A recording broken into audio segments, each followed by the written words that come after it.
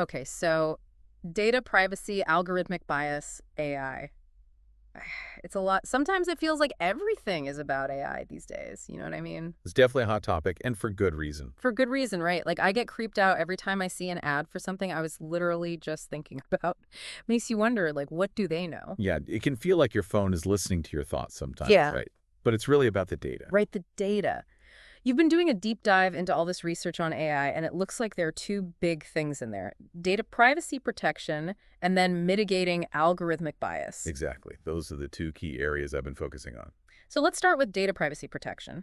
Our source defines it as keeping personal information like our names, locations, all that stuff safe from misuse. Basically, keeping those digital bits of ourselves private. Exactly. It's about ensuring that sensitive information is handled responsibly and ethically, especially when it comes to AI, which often relies on massive amounts of data. It's like a bit of a catch-22, right? We want AI to be smarter and more personalized, but not at the expense of our privacy. Exactly. Think about a company using AI to recommend products you might like. They're going to need access to some of your data. It could be your browsing history, purchase history, even your location data to make those recommendations relevant. Okay, that makes sense. But where do we draw the line? Like when does helpful personalization become creepy intrusion? That's a million-dollar question, isn't it? It's a constant balancing act, and there's no one-size-fits-all answer. Right. Our source breaks down data privacy protection into a few key principles: consent, minimizing data collection, anonymization, and security. I have to admit, when I see those long privacy policies online, my eyes just glaze over. I don't blame you. They can be incredibly long and complex, but understanding those key principles can really empower you as a consumer. Empower me how? We'll take anonymization, for example. That's the idea of removing identifying information from data sets to protect people's privacy. Sounds pretty straightforward, right?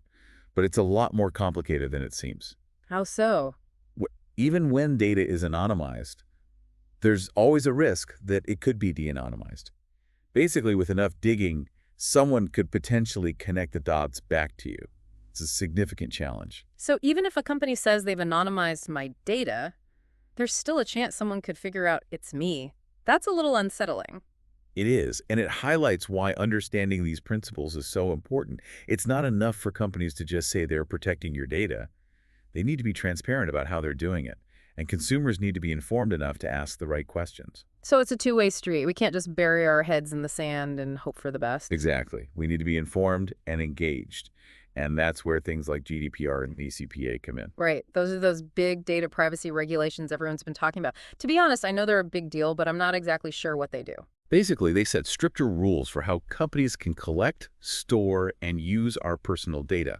They give us more control over our information, and they have teeth. Companies that don't comply can face some pretty hefty fines. So it's not just about good ethics, it's good business sense too.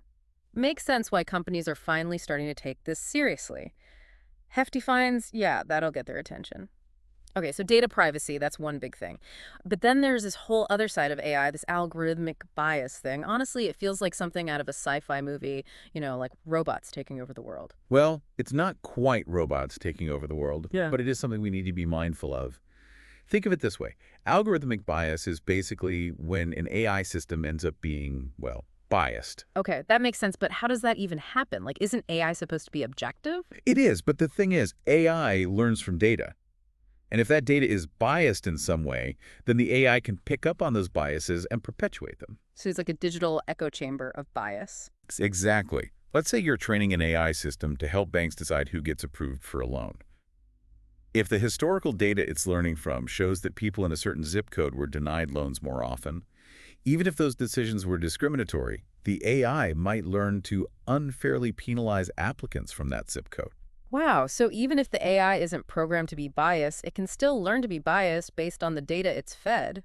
That's kind of scary. It is a real concern. And it's not just limited to loan applications. We're seeing it pop up in areas like hiring, criminal justice, even healthcare. So what can we do about it? I mean, how do you even begin to fix something as complex as algorithmic bias? It's definitely not a simple fix, but there are things we can do.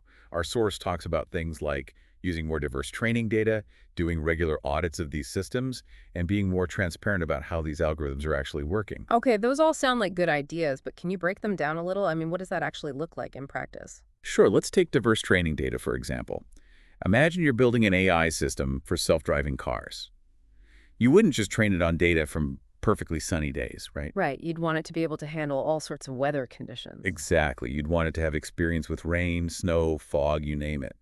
The more diverse the training data, the better equipped the AI will be to handle real-world situations. The same principle applies to mitigating bias. The more diverse the data we use to train these systems, the less likely they are to develop or perpetuate harmful biases. So it's about making sure the AI has a well-rounded education, just like we do. Okay, that makes sense. What about the audits? How do those work? Think of it like taking your car in for a tune-up. You might not notice any major problems, but a good mechanic can spot small issues before they become big ones. Audits for AI systems are kind of like that. Experts can analyze the system, look for any red flags that might indicate bias, and then make adjustments as needed. It's about proactively identifying and addressing potential issues before they cause harm. Regular checkups, got it. That leaves transparency. Our source stresses how important it is for people to be able to understand how these algorithms work, especially when they're making decisions that directly affect them. But how do you make an algorithm transparent? I mean, those things can be like black boxes, It right? can be, but that's precisely why transparency is so crucial. It's about going beyond just saying, oh, the algorithm decided this. It's about being able to explain why a certain decision was made, what factors were considered, and how those factors were weighted. So if I'm applying for a loan, for example, and the AI denies my application, the bank should be able to explain why. Ideally, yes. They should be able to provide clear, understandable reasons based on the factors the AI considered. Maybe it was my credit score, maybe it was my debt-to-income ratio, whatever it was, I should have the right to know. That level of transparency is essential for building trust and accountability in AI systems. Transparency, accountability. I like the sound of that, but honestly, it's a little overwhelming. It feels like all this AI stuff is so big, you know? Like, what can I, as just one person, actually do about any of this? It can definitely feel like an uphill battle sometimes. It does. But here's the thing. Remember those hefty fines we talked about, the reputational damage? Yeah. Companies, they really do care about what consumers think. Right, because we're the ones buying their stuff, right? Exactly. Consumer demand is a powerful thing. The more people start demanding ethical AI practices, the more companies are going to have to listen. And that's where individual choices come in. So it's about voting with our wallets, in a way. It's one way to think about it, yeah. Yeah. Support companies that are transparent about their AI practices, that are making an effort to address bias. And on the flip side, don't be afraid to hold companies accountable when they fall short. So we do have some power in all of this. Absolutely we do. Our source talks about ethical AI becoming a business imperative. It's not just about following the rules anymore. It's about doing what's right, building trust with customers, and creating a more equitable future for everyone. A business imperative, huh?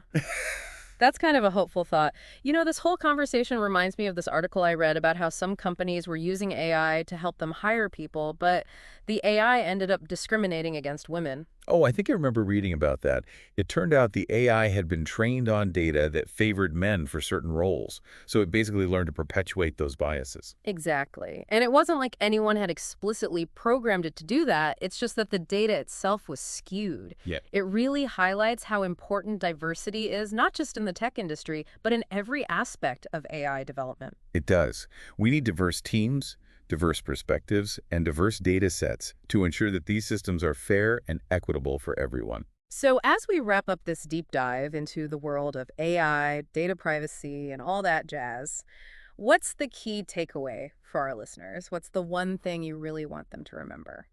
I think the biggest thing is to stay curious, stay informed.